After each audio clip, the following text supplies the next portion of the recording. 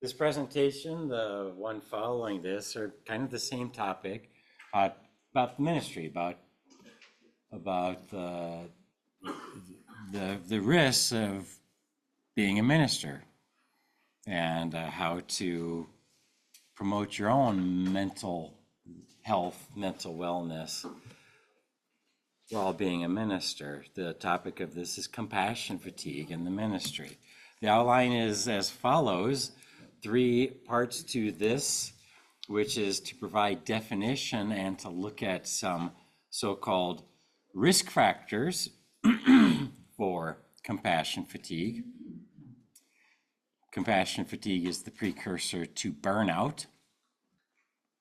Identify strategies to increase your resiliency, to build up protective factors, not risk factors, but protective factors, the opposite of risk factors, for compassion fatigue. Develop ways to find support for yourself and give support to your colleagues. And to talk among ourselves about strategies to avoid burnout and to examine Martin Luther's perspective. So, given the presentations from earlier, open question is, well, what about us? We want to define compassion fatigue, see if you're maybe vulnerable to compassion fatigue, actually delve in a little bit as to whether you're maybe experiencing some form of it, and talk about how it can be quite overwhelming. And then the following presentation is building resilience, understanding yourself and others, and becoming more resilient in your ministry. So imagine this job ad. Maybe you responded to one of these.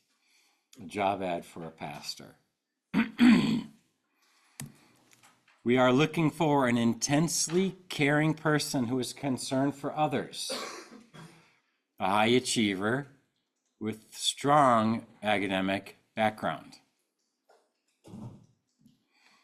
Needs to be highly competent, excellent employee who isn't driven to succeed and finds failure difficult.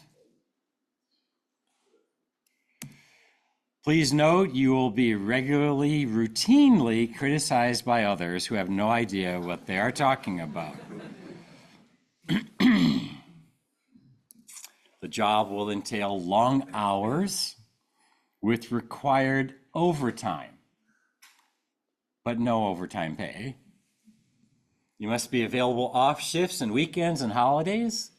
Must be tolerant of aberrant behavior, weird behavior, and willing to handle daily crises. The work is emotionally draining and difficult. You will have frequent encounters with sadness and tragedy. That's a given. And by the way, we don't pay a whole lot.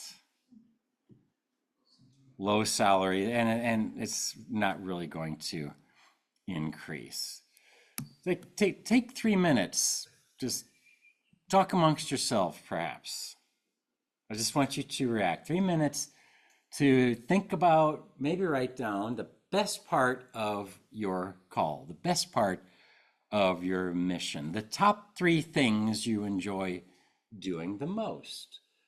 Also, not surprisingly, the hardest part of your call, of your mission, the top 3 things you enjoy doing the least. Maybe I'll set my Apple Watch for 3 minutes while you contemplate this. Maybe talk with others about it.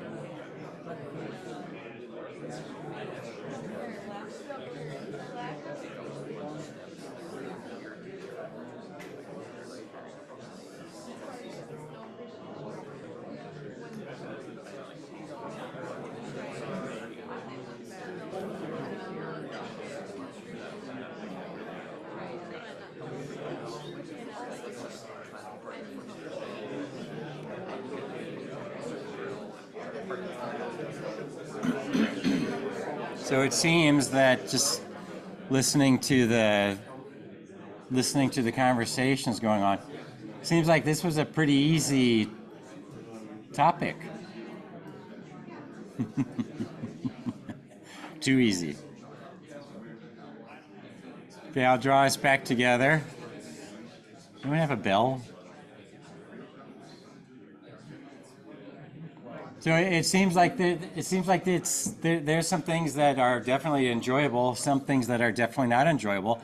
I could probably summarize how my graduate students in clinical psychology would summarize this for themselves. The best part of what they're learning to do is to help other people. But the hardest part of what they're learning to do is the pressure to help other people. My point being, I would guess that the best things and the things you like most and the things you enjoy most, the things you enjoy least, they're probably fairly closely related. They're all part of the role, part of the task. Again, for a clinical psychology student, for a mental professional, we do enjoy helping other people. But we have to learn to keep our head right by telling ourselves, I can try to help, but it's not necessary that I'll be able to help.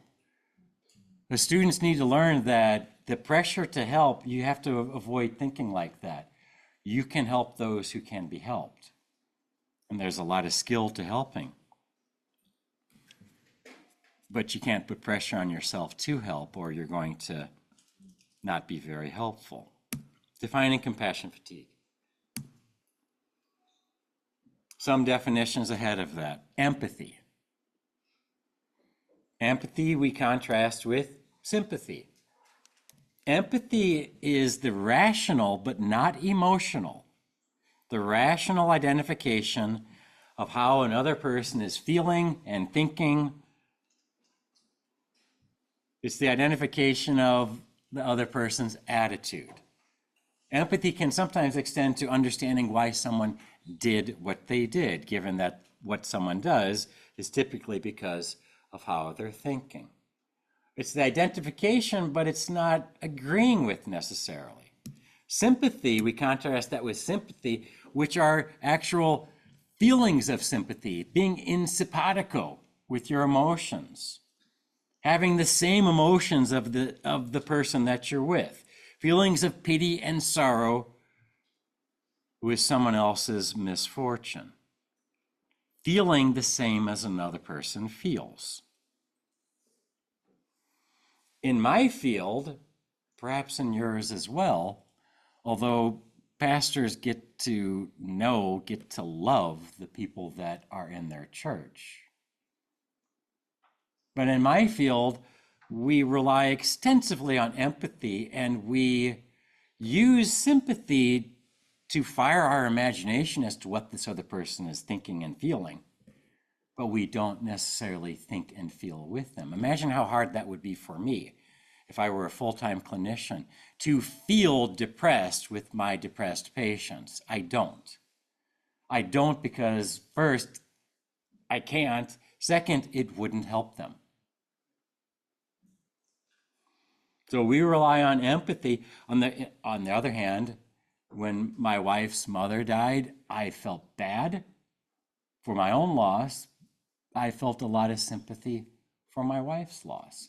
She felt distraught, sad. She was grief-stricken, and I felt sympathy with her. I was all of those things. That's appropriate with someone that you love. Sympathy is impossible to avoid with someone that you love. And you pastors that have done enough funerals, including funerals of friends, have experienced that. But for me, for us, empathy is more rational. It's not the emotional experience, it's the rational, it's the intellectual identification. What's compassion fatigue? Compassion fatigue is the experience of emotional distress due to the demands of caring for others. It's the weariness that can come from caring. High levels of compassion fatigue can actually lead to burnout. Burnout comes after compassion fatigue. Compassion fatigue is sort of a warning sign of potential burnout. But burnout is literally physical and emotional exhaustion. Compassion fatigue, you care too much. You're experiencing other people's grief, distress, pain too much. And then you move into burnout where you stop feeling altogether because you're exhausted. It might include negative self-concept, not liking yourself very much, negative thoughts and feelings about your vocation. Why'd I ever do this? I don't think I can do this. A loss of concern, a loss of affection for others, being irritated, being impatient, finding yourself increasingly irritated and impatient. These are signs of burnout. Who's vulnerable to compassion fatigue and thus to burnout? But again, we're going to try to talk about train in avoiding compassion fatigue so that you can avoid burnout. Who's vulnerable? Well, it's sometimes referred to as the cost of caring. Compassion fatigue can be the cost of caring. So who's vulnerable? Anyone in a caring profession. Anyone in a caring profession, such as yours, such as mine, such as nursing, doctors, medical professionals. You've maybe observed that surgeons can be jerks. That's their version of avoiding compassion fatigue and burnout, because they literally have to open someone up by slicing into their skin and then closing them up again. So they maintain a distance. They're objective. They don't want to get subjectively involved. That's their way of, I don't think I agree with it, but I think that is their way of avoiding compassion fatigue. They are in a caring profession. Who's vulnerable? Anyone in a caring profession. Who's vulnerable? You are.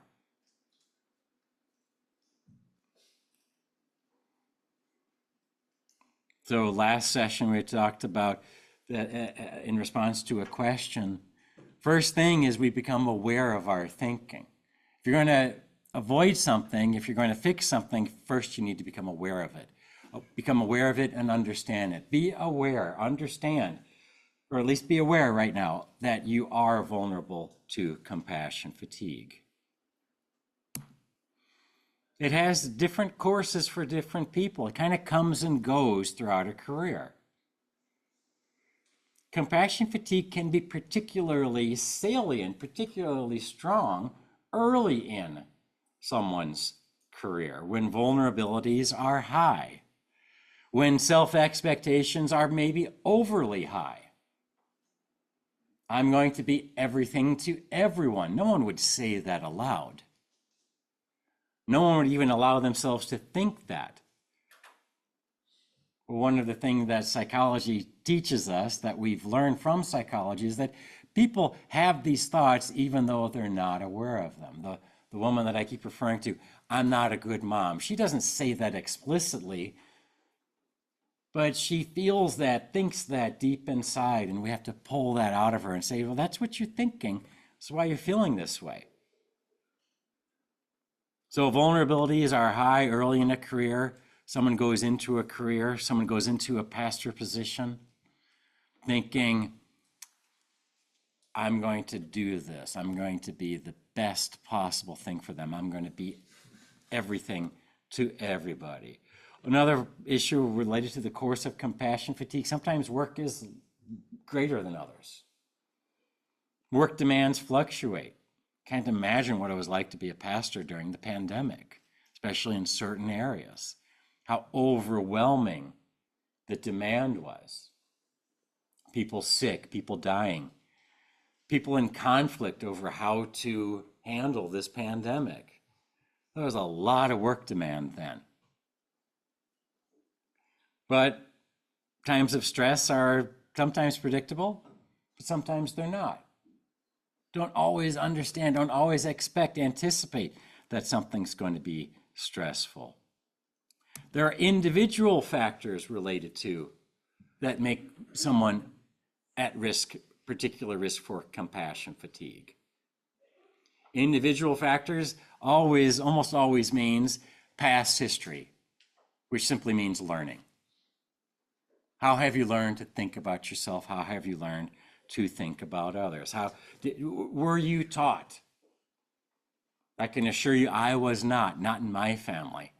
We were not taught how to cope with stress, unless you include ignoring it and pretending like it doesn't exist as a form of coping. It's not really. Do you know how to cope with stress? Are you even able to acknowledge that you're in stress? You should. You should acknowledge that. It's not a sin to acknowledge it. We'll get to that in a minute. How about how you view the world? Were you raised to view the world as a generally friendly place? When you meet someone, do you expect that they will like you, or do you exercise a little bit of caution? This is how you were trained. This is how you were brought up. This is what you have been taught to think about yourself and about others. Chances are that you have a tendency to put the needs of others before your own needs. You're overly so-called other-directed. This actually, it might be one of your best traits. It also makes you vulnerable to compassion fatigue. And thus, maybe it's not one of your best traits. Maybe you're telling yourself, well, people need me to put their needs before mine. Maybe that's how you were brought up. Maybe that's your history. That's what you learned as a child and as an adolescent, as a young adult. Maybe there's some unresolved trauma or pain in your life. Something that you went through as a child, as an adolescent, that you've never really talked about, never really addressed. A particular cause of compassion fatigue, and practically a risk factor, almost by definition, a risk factor is right in that job ad that I made up for a pastor. Difficulty separating your work life from your personal life. I can do that fairly easily. I leave the clinic. Pastors, when my son leaves his church office, it takes him about 3 minutes to walk across the driveway to his home. Practically, by definition, there'll be difficulty separating work life from personal life for a pastor. Other individual factors based on learning, based on how you were raised, how you were raised to think about, teaching of us learning what we learn, I kind of summarize it as we learn two things. We learn about ourselves and we learn about others.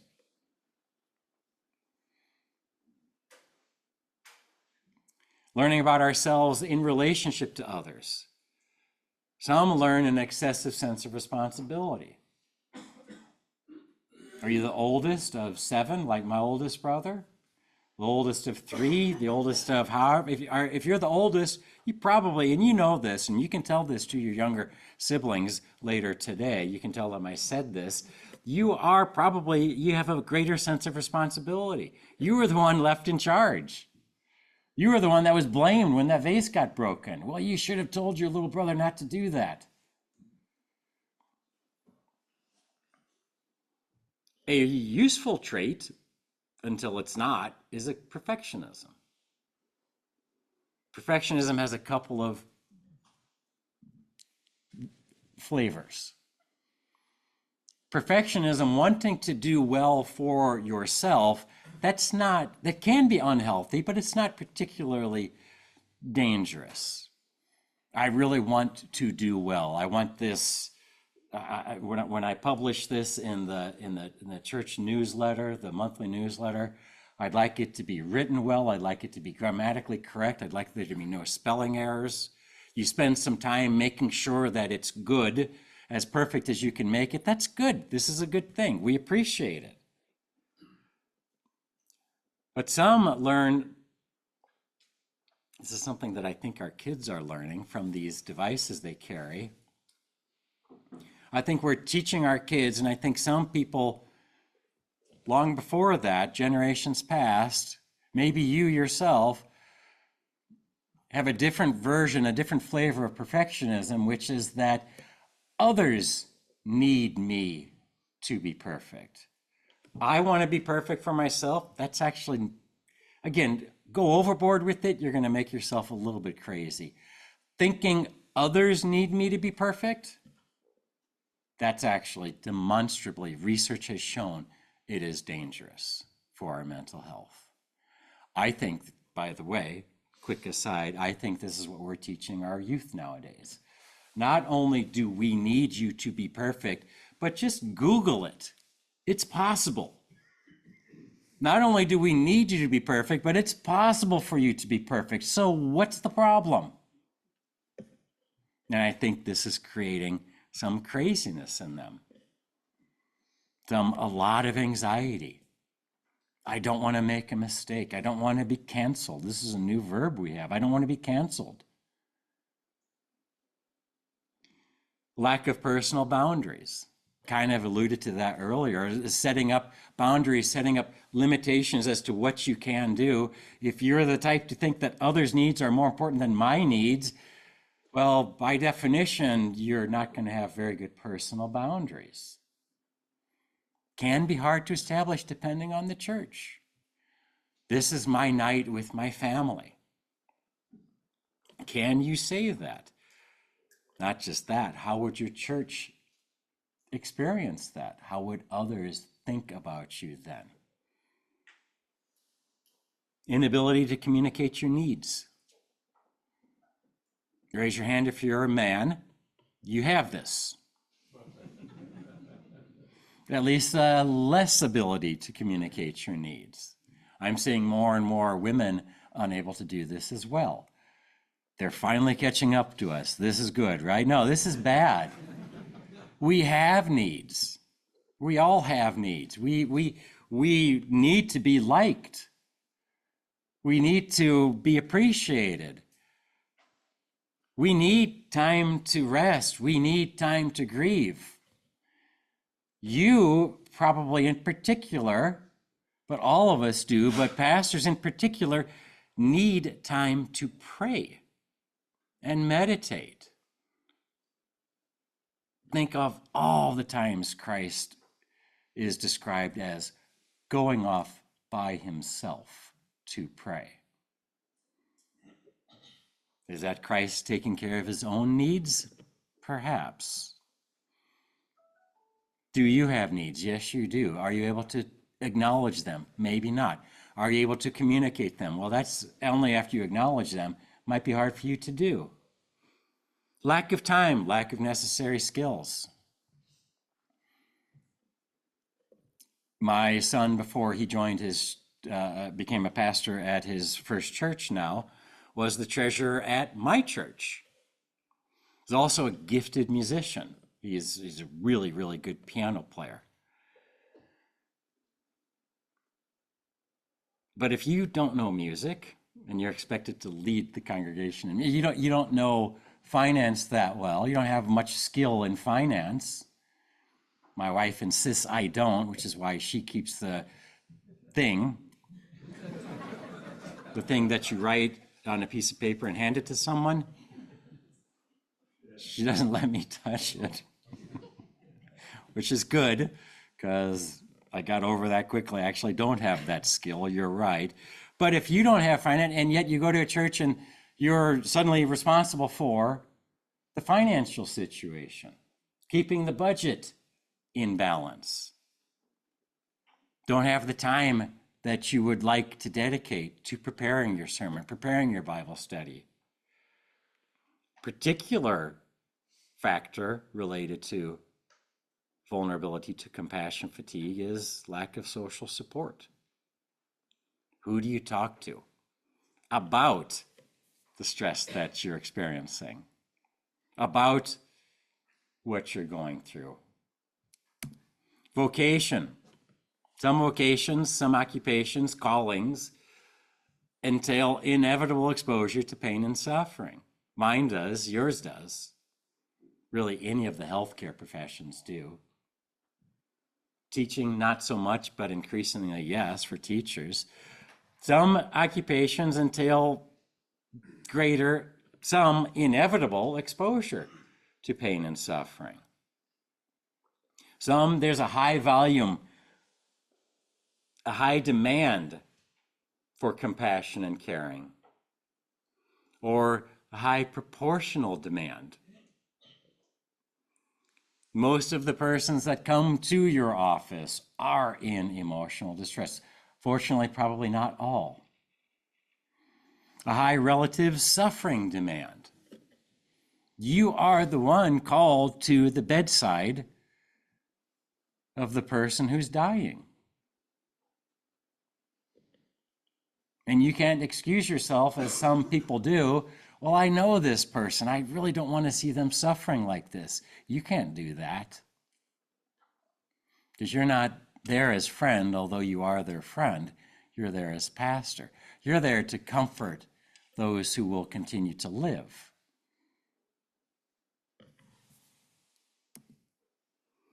So vulnerable groups are the medical care professionals, trauma workers, mental health professionals, and of course, ministers.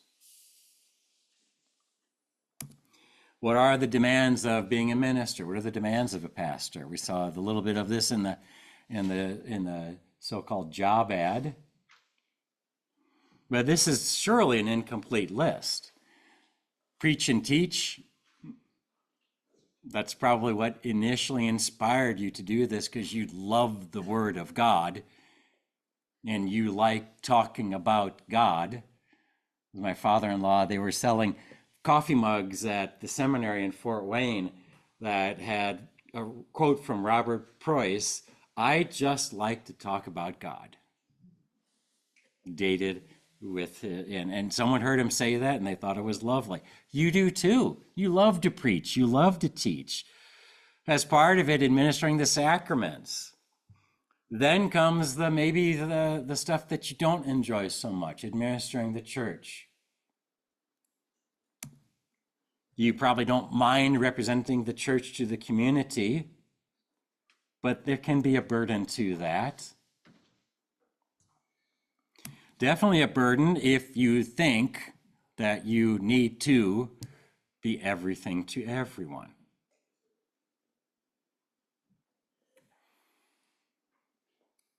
And some have these expectations of you, perhaps unreasonable expectations of you.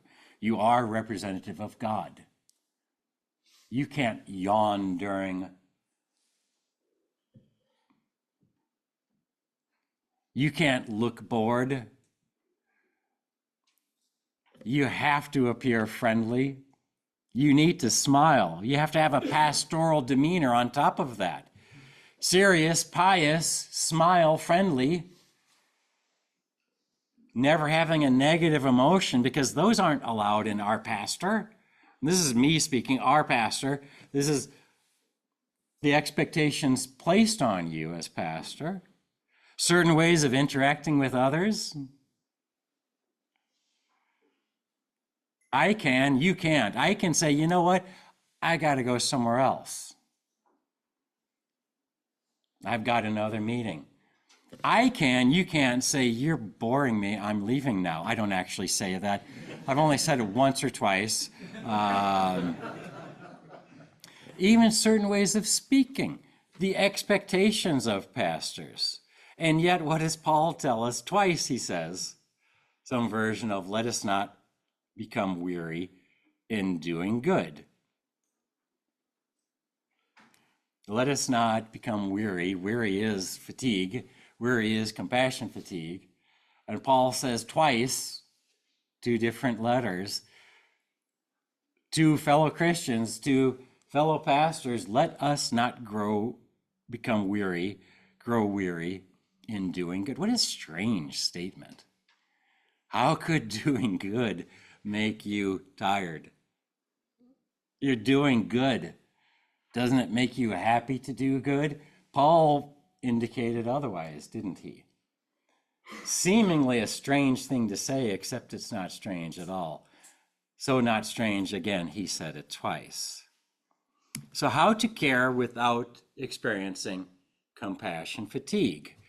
Well, there is this notion, it's kind of been circling around this, pastor as Superman.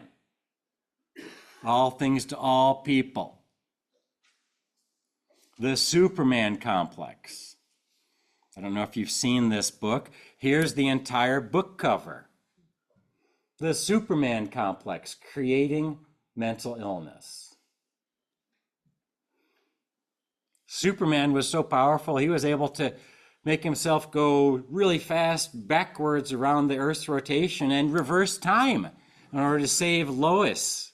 I think that's how it went. Everything to everyone. So compassion fatigue can be the cost of caring. Can be. So the question becomes how to care without experiencing compassion fatigue. First, let's go through a little bit of, are you experiencing it? Quick answer to that is, were you able to come up with 3 things you enjoy? If not, Were you able to acknowledge 3 things that you enjoy the least? If not, well, you're probably, you should be able to see both the good and the bad, because everything has both good and bad. So are you experiencing it?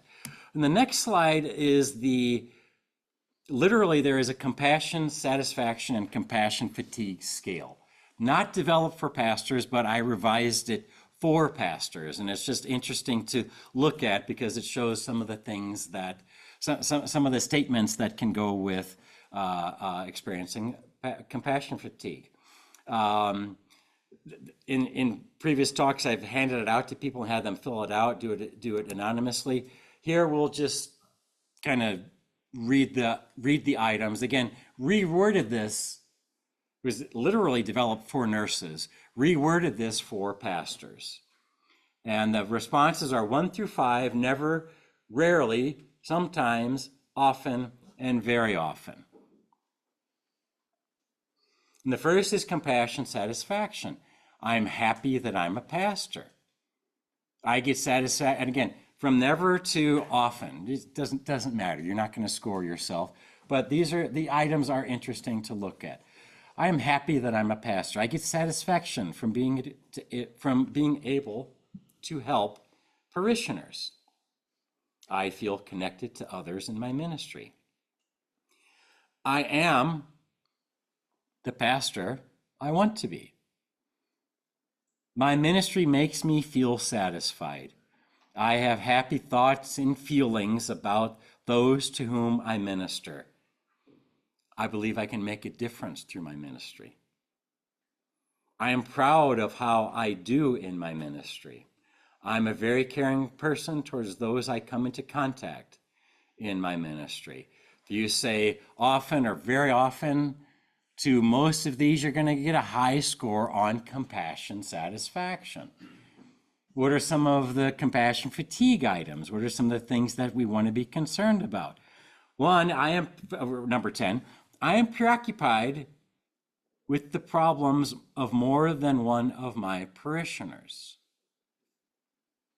You take your job, you take your ministry home with you. You're preoccupied with it. You take it everywhere with you. I feel trapped by my job as a pastor. Because of my ministry, I have felt on edge about various things. I feel worn out because of my work as a pastor. I feel overwhelmed because my ministerial workload seems endless. As a result of my ministry, I have intrusive, upsetting thoughts. I feel bogged down by the system. I have thoughts that I'm a failure as a pastor. I have doubts about being a pastor.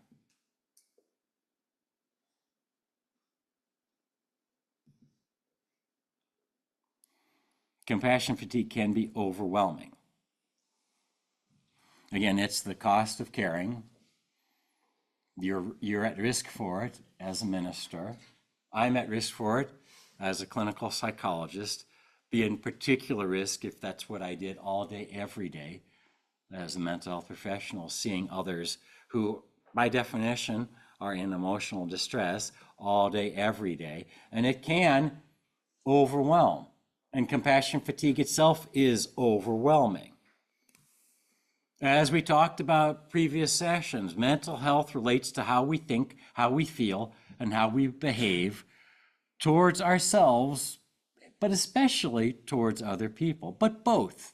How we think about ourselves, how we act towards ourselves, how we feel towards ourselves, how we think, act, and feel towards others. You've seen this already. Affect is how we feel. It's our emotions. Affect goes up and down throughout the day. If your affect is consistently low, you might be experiencing anxiety or depression. You might be experiencing compassion fatigue. Behavior is what we do, how we act, how we behave. Cognitions are any mental activity, thinking about the past, thinking about the future, thinking about right now. We have our relationships with others, sometimes call this the ABCs and the 2 R's of life. Affect, behavior, cognitions, and roles and relationships. Relationships with others, most important aspect of our lives. Roles, your role as a parent, student, employee, teacher, pastor. These affect each other, happen within the person, the ABCs and the 2 R's of life. How we think and feel and behave affect how well we do with others, how we feel about others. What does compassion fatigue look like? Well, it affects all of these. It affects our thinking. It affects how we think about our current position. It affects how we think about what's going to happen in the future. Are things going to improve? Things going to get better? It affects us physically and behaviorally. It affects us emotionally. And as a result, compassion fatigue does cause impairment in your capacity to fulfill your role, in your capacity to be in relationships. Again, let's talk about thoughts and cognitions and compassion fatigue. Compassion fatigue manifests itself in the way we think because we have intrusive thoughts and images, especially related to our work. The intrusive thought of the problems that are bothering you about what some of your members are going through. You can't stop thinking about them. Can't stop thinking about how you can help them, how you're supposed to help them. You carry these around and you're never away from work. But even then, when you're at work, you can't concentrate. You can't perform as well as you should. Get a loss of focus. Experience rigidity. Rigidity means I can't think about alternatives here. I can't think about doing something differently. We got to do it this way so that I don't have to think about it, so that we can deal with these problems that are intruding on me all the time. Can experience rigidity in that way. The experience of self-doubt. Not sure what I'm doing here. I don't know what would be the best decision here. Hypervigilance.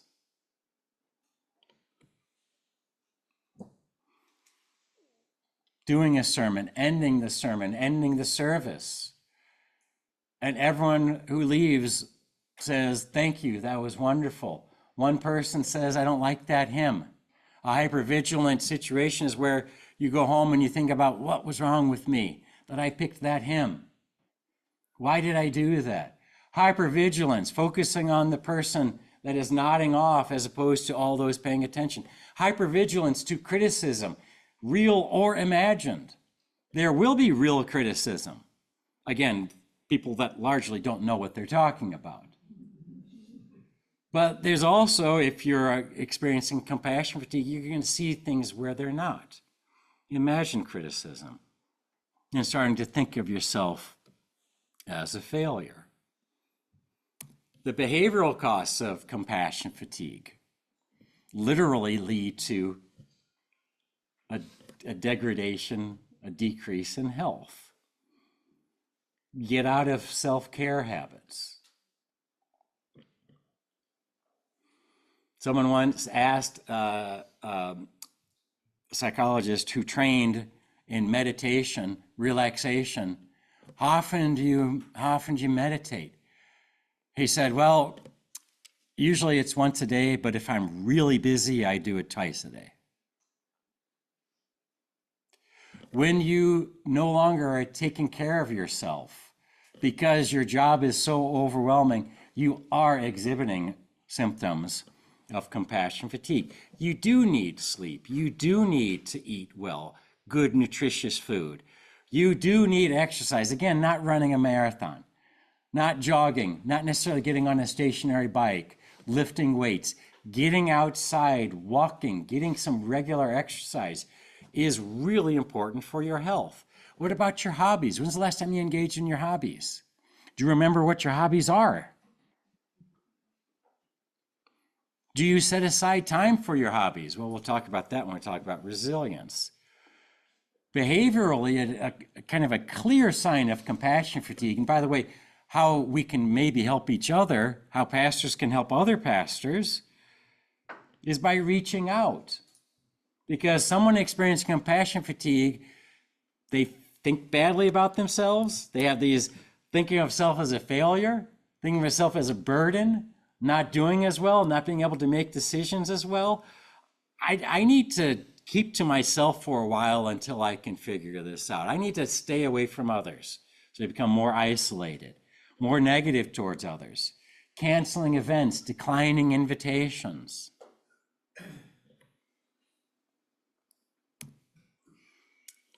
Emotionally, the costs are anxiety. Again, the problem with men is we don't always recognize when we're anxious or when we're depressed. We weren't trained to do that very well. Numbness. Rather than feel anxious and depressed, we're not going to feel anything. Feeling bad about one's capacities. I used to think I was good at this. Now I'm not so sure anymore. And here is the irony, and I have a very small practice. It's actually limited to pastors. I see pastors basically only now. But I like to ask pastor who thinks they're not doing well, what do your elders think? Well, they think I'm doing great. What do the people say when they leave? Are they more critical than they've ever been? Oh, no, they loved it. You just celebrated Christmas. How did that go? Everyone said it was great. But you're pretty sure that it actually wasn't. Well, I know what I was going through up there, but others didn't notice. Feeling bad about your capacities, not necessarily because you're not doing as well as you were. Probably you're doing as well as you were. Probably the only person that's noticing that you're not feeling as good about yourself is your spouse or someone that you're particularly close to. Compassion fatigue also influences, perhaps obviously, maybe you know this by now, if how you feel, how you think, how you're acting is not necessarily ideal, it's going to affect how you do in your roles and relationships.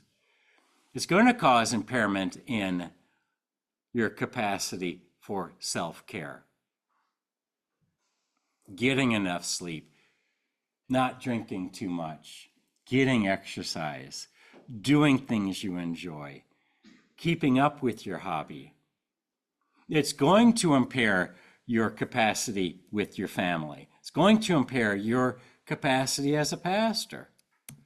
Again, these things develop over time, but they are, as was kind of talked about earlier with the wonderful comment from the parish nurse, they do develop over time, but they're a marked change from previous. Again, if something comes up really quickly, we wonder about biological or medical problems that might be underlying it. Compassion fatigue sneaks up on you. But nonetheless, it is a change from where you started.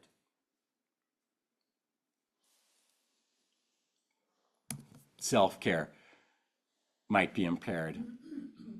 Do you want to go golfing? I used to love golfing, but I don't want to go. What's going on there? Lack of interest in activities. So depression, we know depression means feeling sad, but for some, depression means just not enjoying things, and specifically enjoying things that you used to enjoy. Isolating is really bad for us. It's the opposite of self-care. Poor eating, sleeping habits, self-medicating to combat depression, anxiety, to facilitate numbness, neglecting health habits, not able to fulfill obligations towards family, which are paramount. Paul told us that. Being irritable towards spouse and children. Finding excuses to stay away, to stay at the office, to be absent from home. Starting to think about family obligations as just another burden. I got to do this. If you're saying that to yourself, you want to check yourself, meaning not check yourself, stop yourself, but check in with yourself as to how you're doing. Even better, as we'll talk about in the next presentation, check in with another pastor as to how you're doing. Vocationally, compassion fatigue affects that. Find yourself avoiding certain persons, certain tasks, feeling scattered, unable to meet the various demands, diminished sense of purpose, diminished sense of enjoyment of what you're doing, feelings of impotence, not being able to make a difference. Do you feel like this? That's a sign of compassion fatigue. Reduction in empathy for others. I know they feel bad, but I just can't get myself to care. I know they're feeling something. It's either angry or upset or maybe anxious or sad, but I just don't have the energy to find that out. Or worse, feeling aggravated by others' pain, feeling cynical, blaming victims, blaming sufferers. These would all be signs of compassion fatigue. Also takes a physical toll. There are impaired social behaviors. Again, isolating. Compassion fatigue can literally be felt in headaches, gastrointestinal problems, stomach aches, back aches, just feeling fatigued all the time, not being able to eat as well, appetite disturbance, sleep disturbance, insomnia, not being able to sleep through the night, wanting to do nothing but sleep. We saw these as signs of depression earlier. Nightmares is almost a sure sign. Nightmares about work especially, a sure sign that you're starting to creep into the area of compassion fatigue. We know that stress increases our vulnerability to viruses and bacteria, viruses especially. So increased bouts of sickness, lethargy, agitation, because of being distracted and inattentive, more vulnerable, more likely to get into accidents.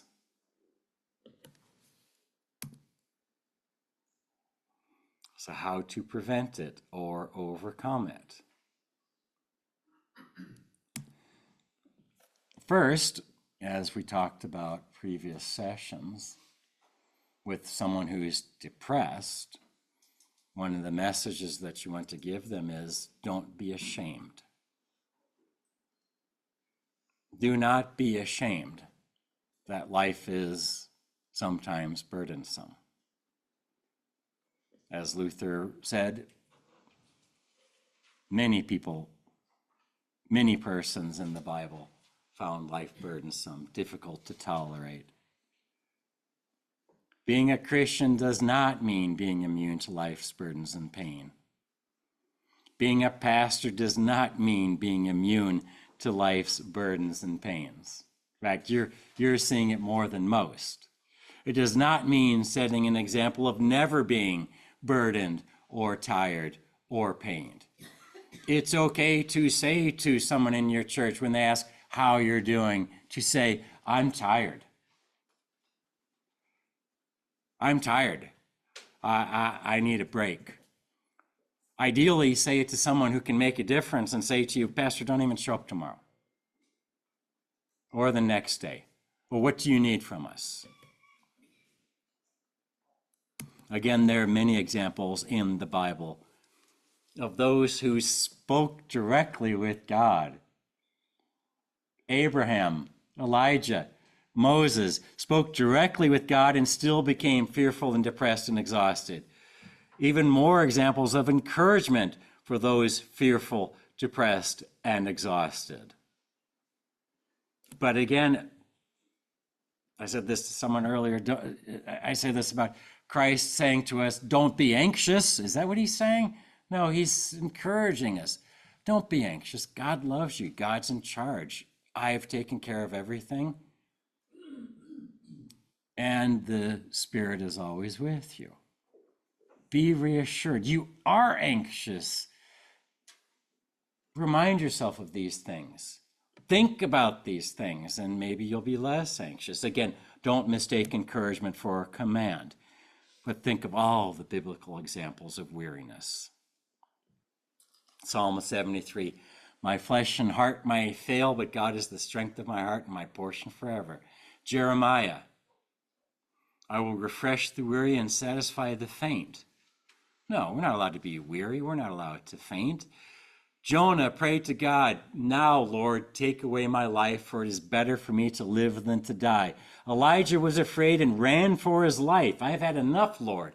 This is after he defeated the prophets, the false prophets. Afterwards, when Jezebel went after him, he was terrified. He said, take my life. Moses said, this is too burdensome for me. Please kill me now. The story of Job. Again, the entire book of Lamentations, and etc., etc. Christ says, come to me, all you who are weary and burdened, and I will give you rest. Paul says to the church at Thessalonica, never tire of doing what is good. To the church in Galatia, let us not become weary in doing good. Doing good is wearisome? Apparently so. Apparently so.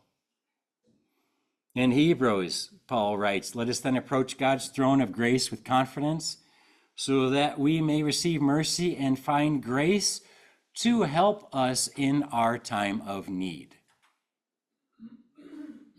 Strengthen your feeble arms and weak knees. And again, the many, many stories of Jesus Christ seeking solitude and rest. Just needs to be alone, be with his Father. Have the angels come and comfort. We don't get that unless you're married. Letting God's angels come and comfort us. Being in communion with God. Christ himself grew weary and needed rest. He gets on a boat and the storm's coming and he falls immediately asleep. I've been in boats when storms are coming. I wasn't falling asleep. I was begging them, let's not go out there. It's just a small wind, Steve. It's a sailboat. It's supposed to be windy. No, let's go back. No, Christ got on the boat, storm's coming. So tired, he fell immediately asleep. Next presentation, how to avoid compassion fatigues using some of these very ideas. Overcoming it or preventing it by building your resilience. Again, we have resilient factors or protective factors, things that keep you resilient, and then all of these risk factors. So I'm type 1 diabetic. My son is also type 1 diabetic. He got it when he was 14. I was 15. So 30 years later now, 20 years later, he got it. And he and I and his mom had to do something extraordinary, which is learn how to deal with diabetes. You, unless you're diabetic, don't need to learn how to do that. People who aren't in a caring profession don't need necessarily to develop their resilience. You are in the ultimate caring profession, the ultimate caring ministry. This is your call. God called you to this. So you do, like I had to learn about diabetes and learn what the difference was between different insulins and different food groups and how they affect blood sugar. You don't need to know that. You're not diabetic. I do. I am diabetic. You do need to know how to build your resilience, and that will be the topic for the next session. Are there any comments or questions, any discussion about this?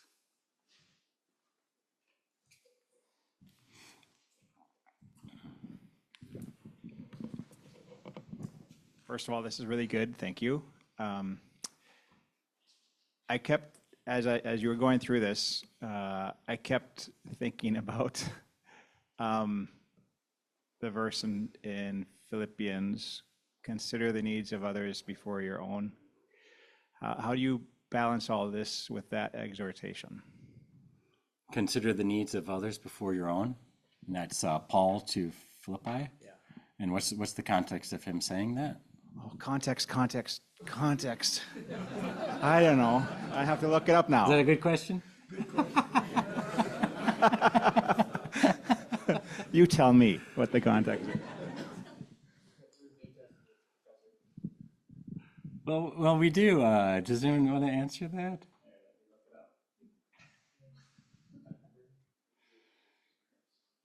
Consider the needs of others before your own. I think probably by definition you do. What are the needs of others? What is my need if I'm sitting in your church as pastor? My need is for you to hear the word of God from you. That's my need, and that's your first concern, is sharing the word of God with others. So maybe that's part of the context of what Paul said. Is that when he's saying how Jesus served others? He came down, humbled himself. Is that the context? It's imitating Christ's humility. Yeah, imitating Christ. Do nothing out of selfish ambition or vain conceit. Yeah. Yeah. Yeah. I mean, all that you do for Christ. No, Dan, I think what Paul says is, each of you should look not only to your own interests. Not So only to your own Not interest. only to your own interest, yeah, but to the interest of others. I don't, to me, that would assume if you take care of yourself, you can take care of others, so. Yeah. So I'll build off that a little bit. So you've probably been on an airplane. I'm not a fan. I don't know how they work, so I'm just not a fan. I've been told the theory, but anyway, I don't like flying. But I have flown, and when you fly, they say if the room here, whatever they call it, if we lose air pressure, oxygen mask will fall in front of your face. If you are traveling with someone who needs help putting their oxygen mask on, comma, put your own on first. I got in the habit of, for a while, asking my depressed patients that, and then they'd say, well, put their mask on first. Obviously, you're going to put your child's mask on before you put your own mask on. No, you don't. You put your own mask on first. Why is that? Because if you're passed out, because if you are experiencing compassion fatigue on your way to burnout, you're not going to be able to take care of others. So Christ did go off and rest and pray so that he could continue his ministry. You do need to take care of yourself. You do need, as Paul says, you do need to take care of your family. You do need to take care of it so that you can take care of others. But all of it, I believe, secondary to the Great Commission, which is to bring people to faith in Christ.